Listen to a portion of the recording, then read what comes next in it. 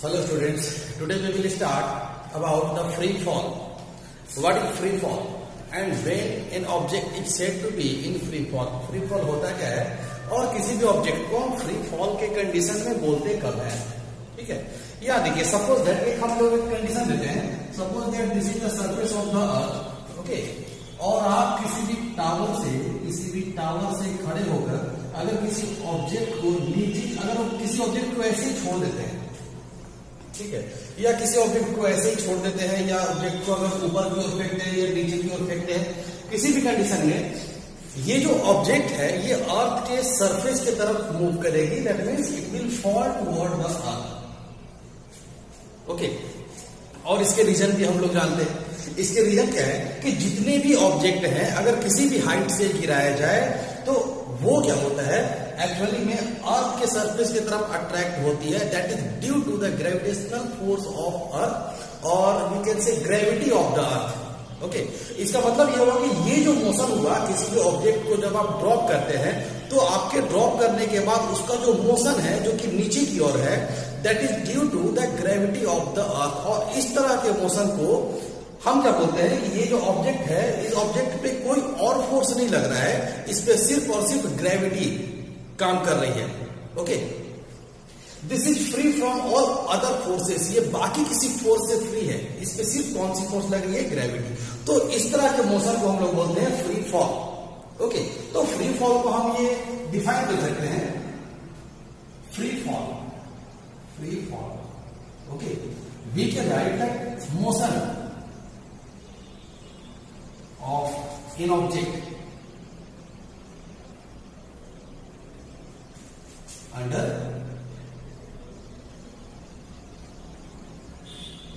the action of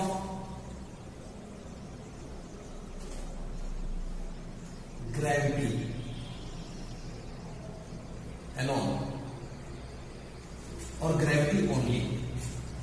जब कोई भी ऑब्जेक्ट, जब किसी भी ऑब्जेक्ट का मोशन जो है ग्रेविटी के कारण होती है, उस पर कोई और फोर्स काम नहीं करता है, that is called free fall, ठीक है। और इस तरह के ऑब्जेक्ट को बोलते हैं फ्रीली फॉलिंग बॉडी, ओके। अब बात यह है कि हम कौन से ऑब्जेक्ट को फ्री फॉल की कंडीशन में रखते हैं। सपोज दैट कि आप अर्थ के सरफेस से एक टावर पे खड़े होकर एक ऑब्जेक्ट को ऊपर की ओर फेंकते हैं, that is also an example of free fall. किसी ऑब्जेक्ट को आप सिंपली यहां से रिलीज कर देते हैं without any force, that is also an example of free fall.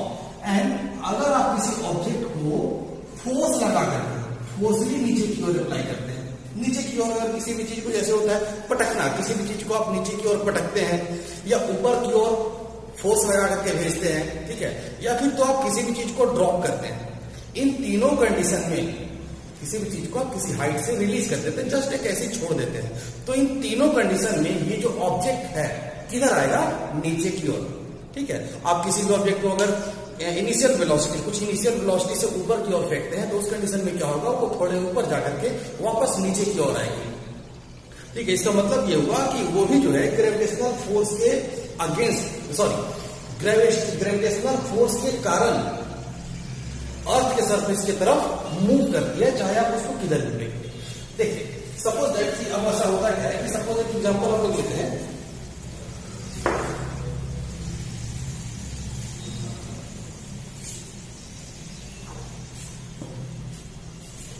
Suppose कि अर्थ के सरफेस से अगर एक टावर से खड़े होकर किसी भी ऑब्जेक्ट को, या फिर तो अगर अर्थ के सरफेस से किसी भी ऑब्जेक्ट को ऊपर की ओर फेंकते हैं, ठीक है। सपोज इस ऑब्जेक्ट का मोशन है 5, स्पीड है 5 मीटर पर सेकेंड।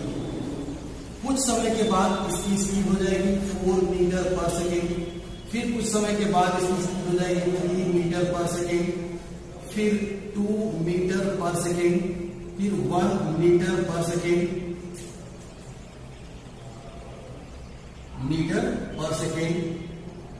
ओके। और फाइनली जाकर के 1 मीटर पर सेकेंड। जब भी आप किसी भी ऑब्जेक्ट को ऊपर की ओर फेंकते हैं तो होता क्या है, ठीक है, कि धीरे धीरे उसकी वेलोसिटी डिक्रीज होती है और एक समय ऐसा आता है कि जब उसकी वेलोसिटी जीरो हो जाती है और वो नीचे की ओर मूव करना शुरू करता है। ठीक है, धीरे धीरे क्या होता है कि एक ऐसे पॉइंट पर इसकी वेलोसिटी 0 मीटर पर सेकेंड हो जाएगी और उस कंडीशन पे ये रुक जाएगा और उसके बाद वापस जो है उसकी वेलोसिटी नीचे की ओर मूव करना शुरू करेगी। वापस जो है ये फिर नीचे की ओर मूव करेगी। ठीक है, फिर से इसकी वेलोसिटी नीचे की ओर मूव करेगी, फिर से इसकी वेलोसिटी 1 मीटर पर सेकेंड, फिर 2 मीटर पर सेकेंड, इस तरह से धीरे धीरे इंक्रीज होगी। कहने का मतलब यह है कि जब भी आप किसी भी ऑब्जेक्ट को ऊपर की ओर फेंकते हैं तो उसकी वेलोसिटी डिक्रीज होती है और जब नीचे की ओर फेंकते हैं तो उसकी वेलोसिटी इंक्रीज होती है। और ये होता किस कारण है? ग्रेविटी के कारण। एक्चुअली क्या होता है कि जब भी हम किसी ऑब्जेक्ट को ऊपर की ओर फेंकते हैं, ग्रेविटेशनल फोर्स किधर काम करती है? नीचे की ओर। और जब ग्रेविटेशनल फोर्स नीचे की ओर काम करेगी, एक्चुअली में इस ऑब्जेक्ट के और नीचे की ओर एक फोर्स लगता है, ग्रेविटी लगती है, जिस कारण इसकी स्पीड धीरे धीरे धीरे धीरे कम होती है, फाइनली जीरो होती है और वापस जो है ये जब जीरो होने के बाद वापस ये अर्थ की सरफेस की तरफ मूव करती है और जैसे ही अर्थ की सरफेस की तरफ मूव करती है इसकी स्पीड बढ़ती है, इंक्रीज होती है। ठीक है, तो ये भी एक एग्जाम्पल है फ्री फॉल। इसका मतलब क्या है? किसी भी ऑब्जेक्ट को ऊपर की ओर फेंकी या नीचे की ओर फेंकी, that is an example of free fall. या आप किसी को ऐसे रिलीज कर देते हैं, तो आप किसी भी चीज को जब हम रिलीज करते हैं तो नीचे आते समय क्या होता है ना, सपोज कि इसको आप जब रिलीज करते हैं तो u इक्वल टू कितना हो जाएगा? 0 मीटर पर सेकेंड। ठीक है, ऐसे जब सपोज दैट कि हमने इस पेन को रखा हुआ, हाथ में पकड़ा हुआ, ठीक है, तो रिलीज करने से पहले इसका स्पीड क्या हो जाएगा? 0 मीटर पर सेकेंड। उसके बाद क्या होगा? जैसे जैसे नीचे जाएगी उसके बाद इस जगह पर आने पर वेलोसिटी क्या हो जाएगा? 1 मीटर पर सेकेंड। फिर और क्या होगा? वेलोसिटी इसका इंक्रीज होगा। ठीक है, सपोज 2 मीटर पर सेकेंड, धीरे धीरे इसकी वेलोसिटी इंक्रीज होगा। ठीक है, तो ये जो कंडीशन है ये एक एग्जांपल है। किसी भी चीज को आप ऊपर की ओर फेंकते हैं तो भी वो ग्रेविटी के इफेक्ट में रहती है, नीचे की ओर फेंकते हैं तो भी ग्रेविटी के इफेक्ट में रहती है, या फिर ऐसे ही रिलीज कर देते हैं तो भी वो ग्रेविटी के इफेक्ट में रहती है। तो इसको हम लोग क्या बोल देंगे? Free fall. ओके, देखिए फ्री फॉल में दो कंडीशन, फ्री फॉल में दो ऐसे कंडीशन है जो हम लोगों को हमेशा ऑब्जर्व करना है, हमेशा माइंड में रखनी है। पहली क्या कि जब भी आप किसी भी ऑब्जेक्ट को ऊपर की ओर फेंकते हैं या नीचे की ओर, या फिर तो जब भी कोई ऑब्जेक्ट फ्री फॉल की कंडीशन में होती है उस समय क्या होता है? फर्स्ट कंडीशन कि जितने भी ऑब्जेक्ट हैं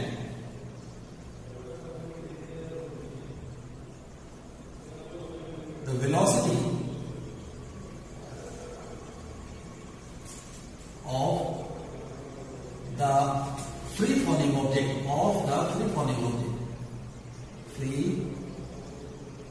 falling object will change at a constant rate।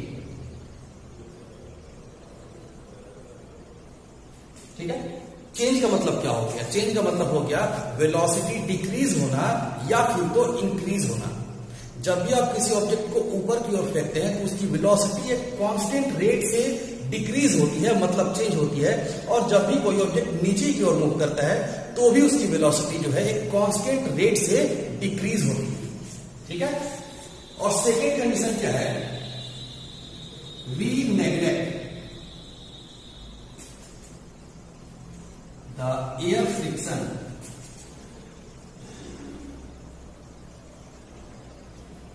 in a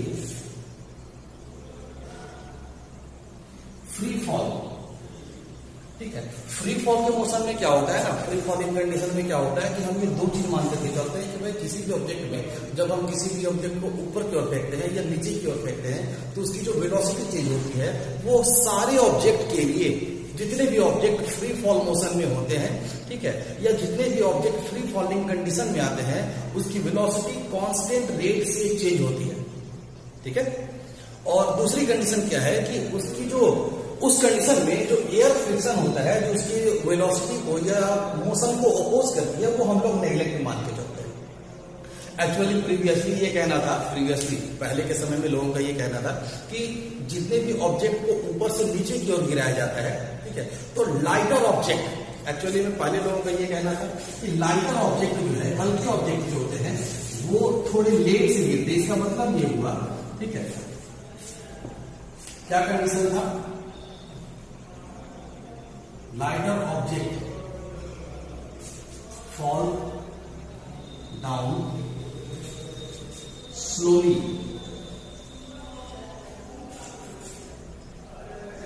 second heavier object fall down rapidly. ये पहले लोगों का मानना था कि अगर कोई भी ऑब्जेक्ट जो है, अगर ऑब्जेक्ट हल्का है तो उसकी speed, rate of change of velocity जो है वो थोड़ा कम होता है, वो बहुत ही स्लो तरीके से नीचे गिरती है, ठीक है। और जो भारी ऑब्जेक्ट है वो रैपिडली, बहुत ही फास्ट नीचे गिरती है, ठीक है। तो बाद में फ्री फॉलिंग का जो कॉन्सेप्ट था, गैलीलियो ने ये बताया कि नहीं, ऐसा नहीं है। उन्होंने क्या किया कि एक बड़े से टावर से जो है दो डिफरेंट मास के स्टोन को नीचे की ओर गिराया, ठीक है, जिसमें एयर फ्रिक्शन जो है लगभग नेग्लिजिबल था, एयर की फ्रिक्शन को नेग्लिजिबल मान करके। उस समय क्या हुआ कि ये दोनों के दोनों स्टोन जो है अर्थ पे एक ही समय पे गिरे। तो उस समय क्या था कि सपोज दैट एक टावर से जो है अगर किसी स्टोन को, दो अलग अलग साइज के स्टोन को नीचे की ओर गिराया गया, ये दोनों के दोनों स्टोन एक ही समय पे नीचे की ओर गिरे, ठीक है। तो बाद में ये कंक्लूजन निकाला गया कि भाई जो फ्री फॉलिंग कंडीशन होती है उसमें जो rate of change of velocity है वो किसी भी ऑब्जेक्ट के शेप, साइज और कंपोजिशन पे डिपेंड नहीं करती है। याद रहे, ये जो हमारा फ्री फॉल है, ठीक है, ये जो हमारा फ्री फॉलिंग कंडीशन होता है,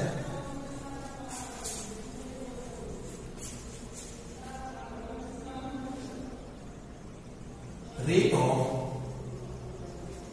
change rate of change in velocity in a spinning falling body is independent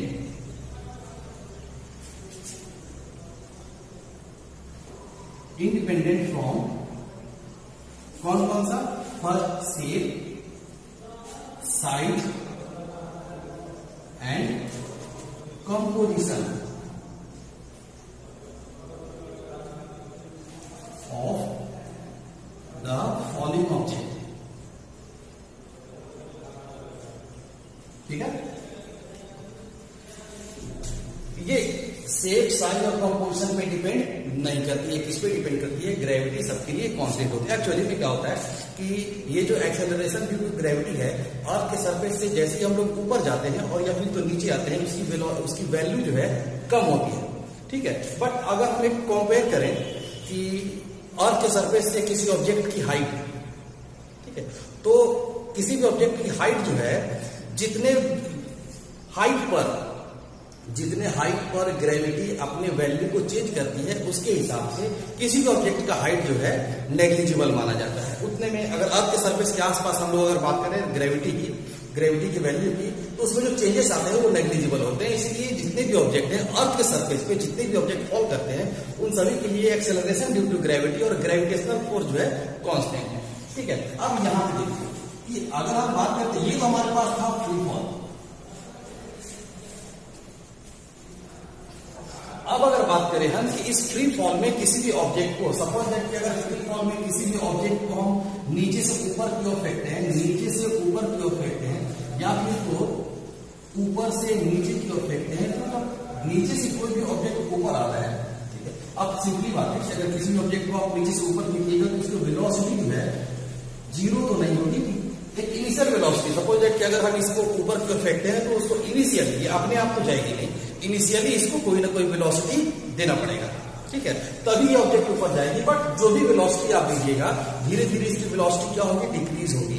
और जब इसकी वेलोसिटी धीरे धीरे डिक्रीज होगी तो उसका जो रेट है, rate of change of velocity, ये कांस्टेंट होगा। मतलब ये हुआ कि ये हर एक सेकेंड में एक डेफिनेट अमाउंट पर अपने वेलोसिटी को चेंज करेगा, ठीक है। सपोज दैट कि आपने इसकी इनिशियल वेलोसिटी दे दिया 20 मीटर पर सेकेंड, यहाँ पे initial velocity 20 metre per second, तो एक सेकेंड के बाद कितना हो जाएगा? 20 - 9.8 मीटर पर सेकेंड, ठीक है, फिर 1 सेकेंड के बाद फिर 9.8 कम हो जाएगा, -9.8 मीटर पर सेकेंड, जो भी कैलकुलेशन करके आएगा।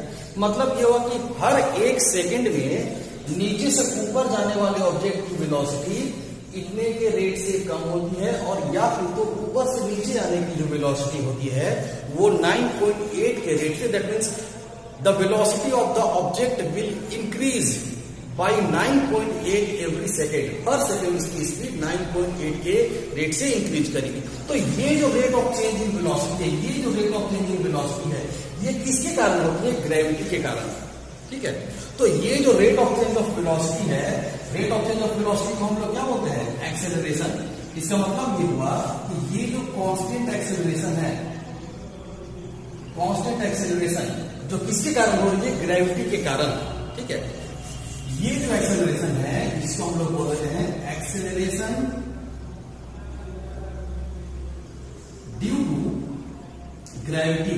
ऐसा क्यों? क्योंकि ये ग्रेविटी जो है, ये जो एक्सेलरेशन चेंज हो रहा है, ये जो कांस्टेंट एक्सेलरेशन है जिसके कारण वेलोसिटी चेंज हो रही है, बिना एक्सेलरेशन का तो वेलोसिटी चेंज होगा नहीं। ये जो एक्सेलरेशन है, ठीक है, किसके कारण हो रही है? ग्रेविटी के कारण। ठीक है, और इसी चीज को हम लोग बोलते हैं acceleration due to gravity. Denote कैसे करते हैं इसको? Denoted by g. ओके, और वैल्यू कितना होता है? अर्थ के सरफेस के लिए इसकी वैल्यू होती है 9.8 मीटर पर सेकेंड, और या फिर तो अपनी कन्वीनियंस के लिए हम लोग 10 मीटर पर सेकेंड लेते हैं। ठीक है, अच्छा, अब इसके बाद बात करते हैं कि हमारे पास जो इक्वेशंस ऑफ मोशन थे, हमारे पास जो इक्वेशंस ऑफ मोशन थे क्या थे? पहला मोशन क्या था? v equal to u plus a t, u plus a t. ठीक है, सेकेंड क्या था हमारे पास? s equal to u t plus 1/2 a t square. ठीक है, और थर्ड क्या था? v square equal to u square plus 2as। ठीक है, तो एक्चुअली में these are the equations of motion. These equations are also valid for the free falling motion. अगर कोई ऑब्जेक्ट फ्री फॉल कंडीशन में है, ठीक है, तो जैसे अभी इसमें क्या देखिए, इसमें क्या है? ए क्या है? ए इज द कांस्टेंट एक्सेलरेशन। तो जब भी कोई ऑब्जेक्ट ऊपर जाती है या नीचे है ना, मतलब फ्री फॉल में अगर रहती है, whenever an object is in free fall, तो उस पर भी ये कांस्टेंट एक्सेलरेशन वर्क करती है, और उस अगर किसी भी मोशन में कांस्टेंट एक्सेलरेशन वर्क करती है, तो ये जो इक्वेशन ऑफ मोशन है उसमें वैलिड होगा, एप्लीकेबल होगा। ठीक है, बट होता क्या है? अब यहां पे देखते हैं कि यहां पे हमारे पास वेक्टर क्वांटिटी कौन कौन है। क्योंकि अब जब हम लोग फ्री फॉल की बात करते हैं तो हमने बात किया था किसी भी ऑब्जेक्ट का मोशन जो है ये ऊपर के डायरेक्शन में भी हो सकती है, नीचे के डायरेक्शन में भी हो सकती है। ठीक है, अब जब ऊपर और नीचे डायरेक्शन, जब ऊपर और नीचे होगा तो जाहिर सा बात है कि उसकी डायरेक्शन चेंज होगी, और जब डायरेक्शन चेंज होगी तो हमारी जो वेक्टर क्वांटिटी है उसकी वैल्यू चेंज होगी। इसमें वेक्टर क्वांटिटी कौन कौन? इसमें वेक्टर क्वांटिटी है वेलोसिटी, ठीक है, मतलब u और v, और क्या है? डिस्प्लेसमेंट, दैट मीन्स s, और एक्सेलरेशन,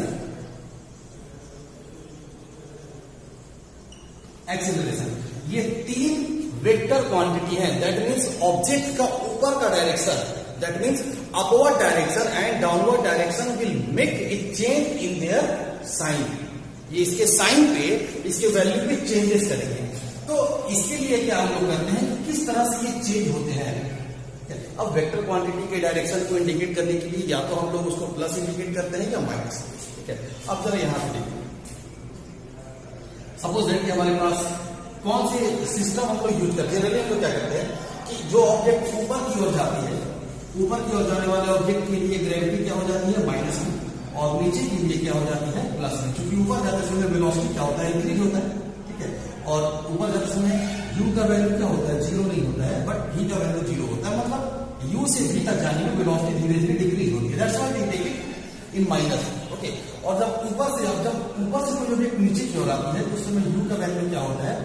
बशर्ते कि हम लोग किसी भी चीज को ऊपर से, अगर आप किसी चीज को फोर्स लगा करके फेंकते हैं, अगर किसी भी ऑब्जेक्ट को ऊपर से नीचे की ओर फोर्स लगा करके फेंकते हैं, उस समय उसकी वेलोसिटी 0 नहीं होती। हाँ, अगर किसी भी चीज को हम ऐसे सिंपली छोड़ देते हैं, ठीक है, तो तो उस समय उसकी वेलोसिटी 0 होगी, और जैसे इसके नीचे आएगा इसका वेलोसिटी इंक्रीज होगा।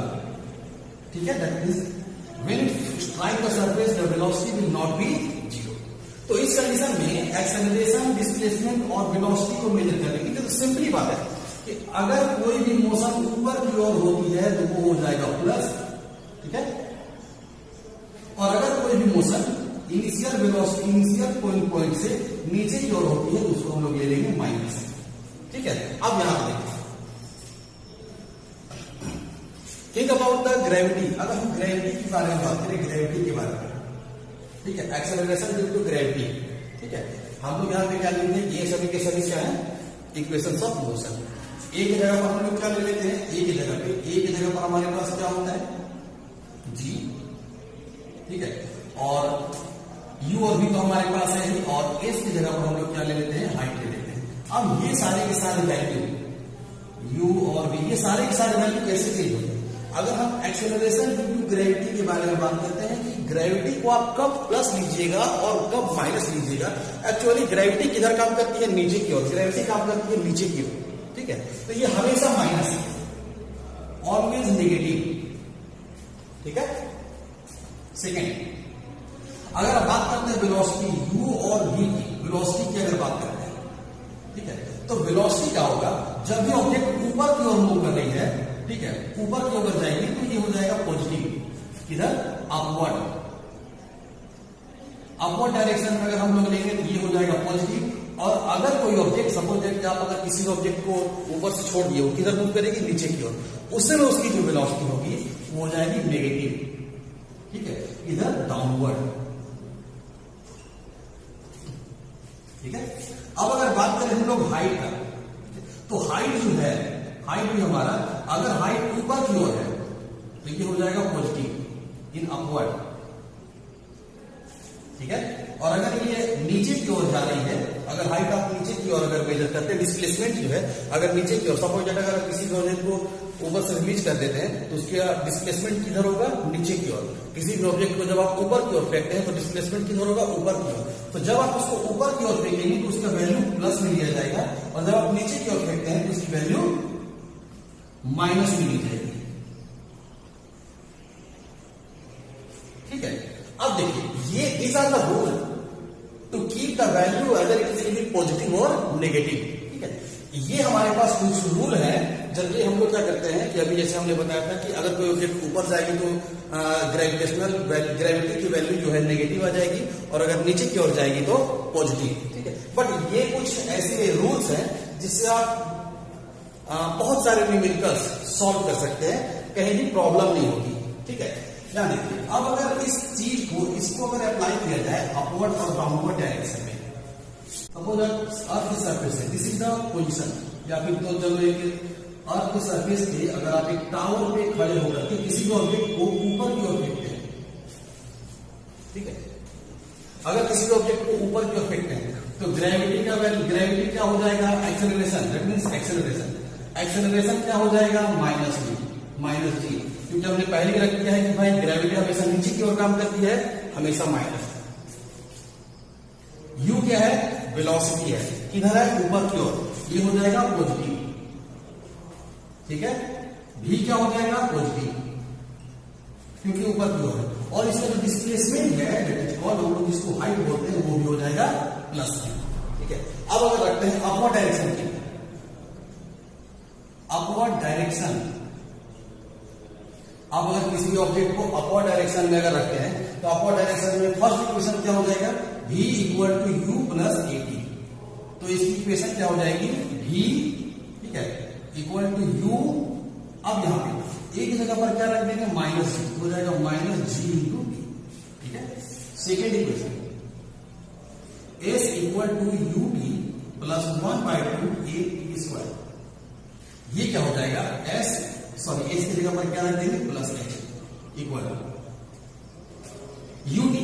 ओके, यू टी 1/2, एक जगह पर माइनस जी रखेंगे तो यहां हो जाएगा minus 1/2 g into t plus square. ठीक है, और थर्ड क्या हो जाएगा, v square equal to u square plus 2as। तो इसमें क्या हो जाएगा, v square equal to u square minus 2gh। इसका मतलब कि अगर कोई ऑब्जेक्ट अपवर्ड डायरेक्शन ऊपर की ओर मूव करती है तो इसका जो इक्वेशन ऑफ मोशन है ये हो जाती है। ठीक है, अब लेते हैं डाउनवर्ड डायरेक्शन। अब अगर हम डाउनवर्ड डायरेक्शन में लेते हैं, ठीक है, डाउनवर्ड डायरेक्शन में अगर हम लेते हैं, अगर ये ऑब्जेक्ट अगर डाउनवर्ड डायरेक्शन में जाएगा तो हमारे पास क्या क्या होगा। सपोज दैट कि अगर इसी ऑब्जेक्ट को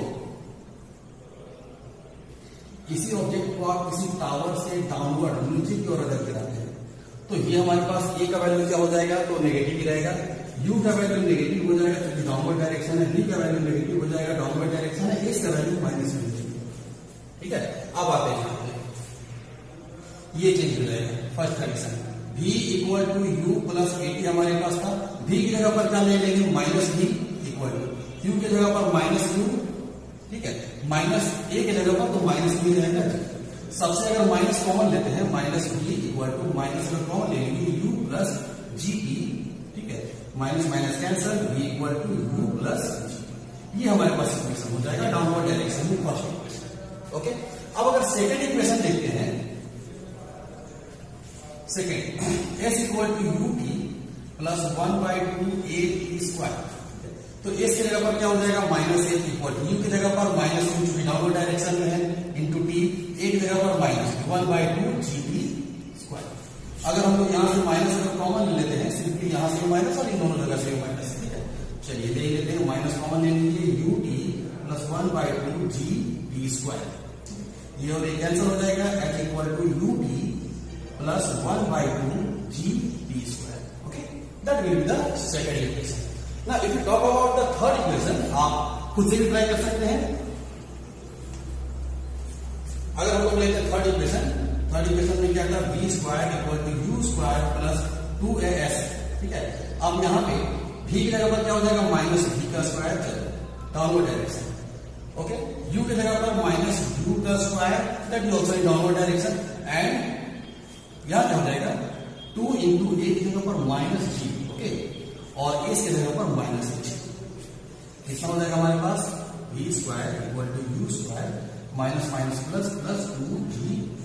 तो ये हमारे पास, तो अपवर्ड डायरेक्शन में क्या होगा, जहां जहां पे जी था वहां पे क्या आ गया, प्लस जी आ गया, जो कि हम लोगों ने पहले भी देखा था। बट एक्चुअल साइन कन्वेंशन जो है ना, ठीक है, वो ये होती है। ठीक है, जिससे क्या होता है कि आप अगली क्लास के भी न्यूमेरिकल्स को आराम से सॉल्व कर सकते हैं। ठीक है, ओके, अब जैसे एक एग्जाम्पल अगर देखते हैं, एक छोटा सा एग्जाम्पल जो हमारे पास है। सपोज दैट कि अगर किसी भी ऑब्जेक्ट को, ठीक है, एक टावर से, एक 5 मीटर टावर से नीचे की ओर फेंका गया। ओके, तो इस समय जो है अर्थ के सरफेस पे इसकी वेलोसिटी क्या हो जाएगी, यहाँ पे v का वैल्यू क्या हो जाएगा, अच्छा u के वैल्यू ऊपर से नीचे का ड्रॉप किया गया तो u का वैल्यू क्या हो जाएगा, 0। v का वैल्यू हम लोगों को निकालना है। g का वैल्यू क्या हो जाएगा, कितना हम लोगों ने लिया था, 10 मीटर पर सेकेंड। तो नीचे की ओर है या ऊपर की ओर, g के वैल्यू तो हमेशा माइनस में ही रहेगी, g के value minus 10 metre per second square. और h का वैल्यू क्या हो जाएगा, h इक्वल टू 5। किधर की ओर डिस्प्लेसमेंट हो रही है, नीचे की ओर, तो 5 की जगह पर क्या ले लेंगे, -5 मीटर। ओके, क्या निकालना है हम लोगों को, v का वैल्यू। कौन सा फॉर्मूला लगाएंगे, v square equal to u square plus 2as। ये हमारे पास था। ठीक है, v की जगह पर कितना हो जाएगा, v हम लोगों को निकालना है, इक्वल टू u की जगह पे कितना हो जाएगा, u की जगह पे हमारे पास है 0 का square plus 2 into minus g into -5। Okay, v square equal to minus g, that means minus 10 हो जाएगा। 5 2 जा 10, सॉरी 2 5 जा 2 10 जा 20। Okay, into 5, 20 into 5 that means 100, that means 100। Okay, तो v इक्वल टू कितना हो जाएगा, root under plus minus root under. Okay, 10 root under 100 that means 10 metre per second. Okay, तो इसकी वेलोसिटी क्या हो जाएगी, 10 मीटर पर सेकेंड। अब यहाँ पे ये वेलोसिटी प्लस में रहेगी या माइनस में, ये वेलोसिटी हमारी होगी माइनस में। क्यों, क्योंकि इसकी वेलोसिटी जो है v की वैल्यू किधर है, नीचे की ओर है। अब जरा सोचिए कि अगर इस सपोज दैट कि अगर किसी ऑब्जेक्ट किसी कंडीशन में ऐसा दिया है कि इस ऑब्जेक्ट को नीचे से ऊपर की ओर फेंका गया, ठीक है, इस ऑब्जेक्ट को नीचे से ऊपर की ओर फेंका गया। अब मान लेते हैं नीचे से ऊपर की ओर किसी को फेंकेंगे तो कुछ ना कुछ तो इनिशियल वेलोसिटी होगा।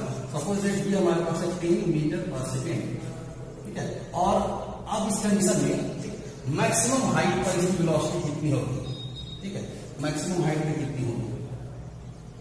अच्छा, मैक्सिमम हाइट में कितनी होगी, हम लोगों ने पहले एग्जांपल देख लिया था। मैक्सिमम हाइट पे किसी भी ऑब्जेक्ट का वेलोसिटी जो है 0 होता है। मैक्सिमम हाइट पे वेलोसिटी होगी इक्वल टू 0। अच्छा, अब अगर मैं पूछे कि maximum height, what is the maximum height, maximum height कितनी होगी इस कंडीशन में हमारे पास। अब इस कंडीशन में v का वैल्यू कितना हो जाएगा, 0, नॉट नेगेटिव, ऊपर की ओर जाएगा। v का वैल्यू हो जाएगा 0 का स्क्वायर, u का वैल्यू हो जाएगा 10 का स्क्वायर, प्लस मिलेंगे क्योंकि ये ऊपर की ओर जाएगा, ठीक है, प्लस 2 इंटू 10 की जगह पर -10 और h की जगह पर h हमें निकालना है, ठीक है। अब यहाँ पे 0 इक्वल टू 100 माइनस 20h, ये 20 इधर चला गया equal to 100 5, h equal to 5 metre. ये किसने आ गया, प्लस में आ गया क्योंकि ये डिस्प्लेसमेंट किधर थी, ऊपर की ओर, हमने ये कंडीशन ऊपर की ओर किया, ठीक है। तो इस तरह से ये हमारे पास था फ्री फॉल, और इस तरह से बहुत सारे ऐसे न्यूमेरिकल्स इक्वेशंस हैं जो आप फ्री फॉल की कंडीशन में साइन कन्वेंशन को यूज करके सॉल्व कर सकते हैं। Okay, that's all about the free fall. Thank you.